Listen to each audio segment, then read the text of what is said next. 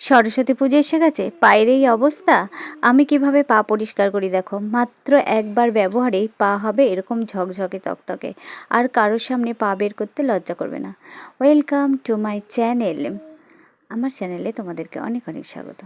পায়ের এই অবস্থা, আমি আমার ছেলেকে নিয়ে স্কুলে যাই তো, আর ওখানে প্রচুর ধুলো, তাই আমার পায়ের অবস্থা থেকে এরকম। এর জন্য লাগবে, এটাকে পরিষ্কার করব, আর তার জন্য লাগবে একটা পাতিলেবু। এই একটা পাতিলেবুর এক টুকরো নিয়ে ভালোভাবে সারা পায়ে লাগিয়ে নেব। মানে পাতিলেবুর রসটা পায়ের নখের কোণে এবং শক্ত যে জায়গাগুলোকে নোংরা আটকে থাকে সব জায়গা ফাটা।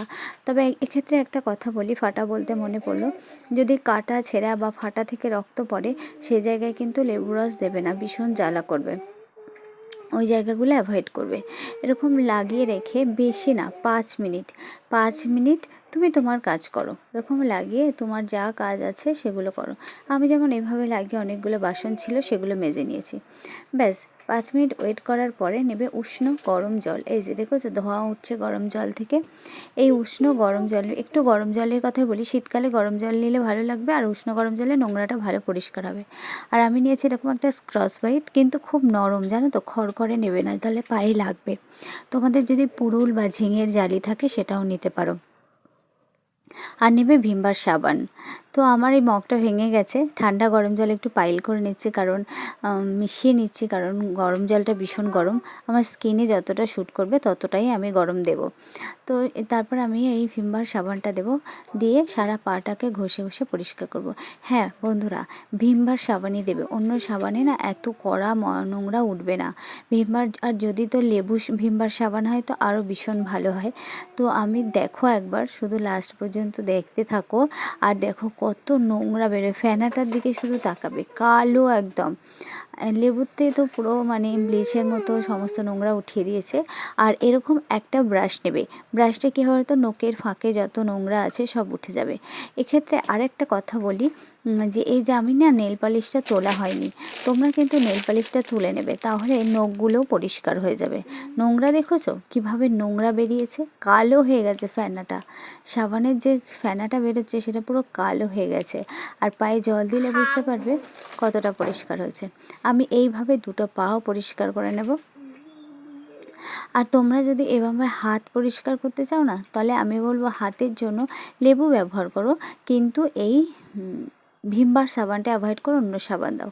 পাটা দেখো, আগের পাটা দেখেছিলে আর এখনের পাটা দেখো, শুধু একবার ব্যবহার করেছি আর হালকা করে সাবান দিচ্ছি। দেখো দুটো পা আমি দেখাচ্ছি কতটা ডিফারেন্স, দুটো পায়ের ডিফারেন্সটা দেখে বুঝতে পারছো, মাত্র একবার ব্যবহার করলেই পা নিয়ে আর লজ্জায় পড়তে হবে না। আর এইভাবে তুমি 12 মাস পরিষ্কার করতে পারবে, শুধু সরস্বতী পুজোর জন্য না, সব কিছুর জন্য। এরপরে দেবে এই কাঁচা হলুদ, আমার কাছে কাঁচা হলুদ অল্পই ছিল, আর যদি সঙ্গে থাকে নিম পাতা তাহলে একটু নিম পাতা দিয়ে নেবে। আর যদি গিলা পাওয়া যায়, আমার কাছে নেই আমি দেখাতে পারলাম না, তাহলে একটু গিলা দিয়ে নেবে, তাহলে আরও ভালো হবে। আমি হলুদ থেকে থেতো করে নিয়েছি, তোমরা শিলে দাও বা মিক্সিতে, মিক্সার গ্রাইন্ডারে, যেভাবে হোক হলুদটাকে পেস্ট করে নেবে। এই যে আমার এরকম হয়েছে। এবার এর সাথে আমি মেশাবো সর্ষের তেল, মেশাবো অবশ্যই, সেটা আমি দেখাচ্ছি। হলুদটাকে আগে তুলে নিই, এইটুকুই হলুদ, এইটুকুই যথেষ্ট, বেশির দরকার পড়বে না, দুটো পা তো কতটুকু লাগবে। আর তোমরা যদি হাতে লাগাতে চাও তাহলে একটু বেশি করে নেবে।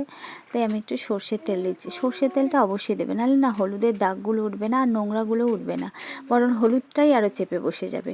আর যদি কারো ঠান্ডার ধার থাকে তো একটু গরম করে নিও, হ্যাঁ, কারণ ঠান্ডা লেগে যেতে পারে। পুজোর সময় ঠান্ডা লাগলে হবে না, শরীর খারাপ করলে কেমন করে হবে বলো। তাই একটু গরম করে নিও বা রোদ্দুরে রেখে গরম করতে পারো, যা ইচ্ছা।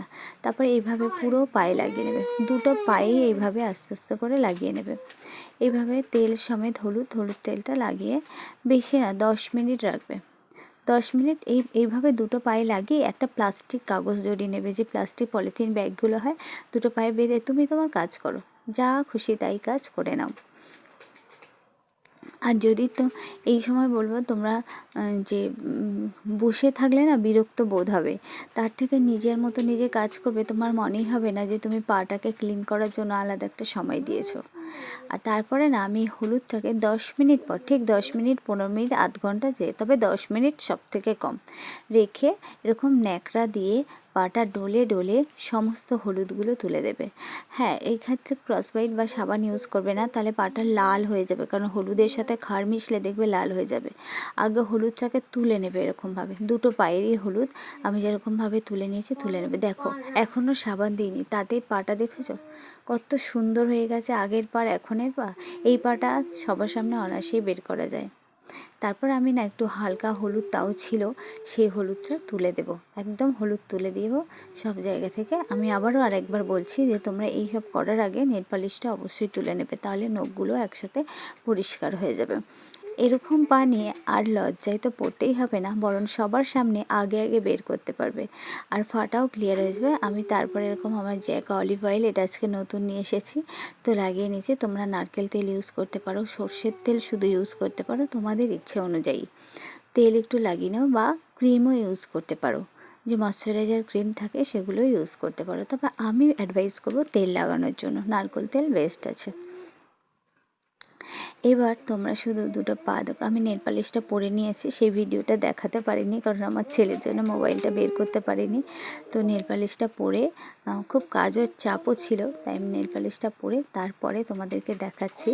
আর পা দুটো দেখেছো কত সুন্দর। ভিডিওটা ভালো লাগলে অবশ্যই লাইক আর সাবস্ক্রাইব।